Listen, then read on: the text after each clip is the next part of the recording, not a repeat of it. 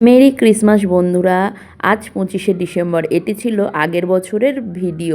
গ্যালারিতে থেকে গেছে, ভাবলাম একটু শেয়ার করি। তো আমরা 25শে ডিসেম্বরের দিন চলে গেছিলাম মায়ের কাছে। আর দেখো, আমাদের এখানে কিন্তু বৃষ্টি হয়েছে।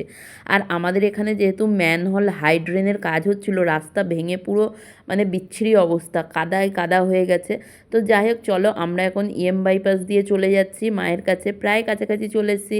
আর হঠাৎ করেই চোখে পড়লো সবুজ ঘাসের উপরে এক পাল মানে এক গুচ্ছ সাদা বক ঘুরে বেড়াচ্ছে। আমিও একটুখানি ক্যামেরা নিয়ে ছুটলাম ওদের পিছনে ছবি তোলার জন্য।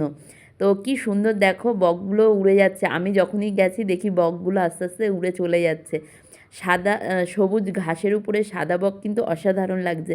তো যাই হোক, সেই ভিডিওটাকে ক্যাপচার করে আমি আবারও বাইকে উঠে রওনা দিলাম মায়ের বাড়ির দিকে। আর আমার বাড়ি যেহেতু গ্রামে, তো চারিদিকে শুধু সবুজ আর সবুজ। এসে খাওয়া দাওয়াটা করে নিয়েছি, অনেক রান্না করেছিল। আর এই একটু লুডো খেলে আমরা চলে গেছিলাম বাগানে। আর বাগানে যেতে যেতে দেখলাম, এই দেখো, যিশুর জন্মের অনেক কিছু কাহিনী এখানে তুলে ধরা হয়েছে।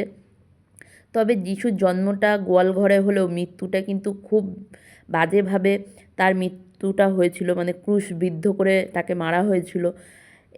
তো আমরা সবটাই বই পড়ে জেনেছি। যাই হোক, চলো এখন চলে যাচ্ছি বাগানে। বাগানের রাস্তাটা একটু তোমাদের সাথে শেয়ার করলাম। সব সময় তো সব ভিডিওতে দেখানো হয়ে ওঠে না।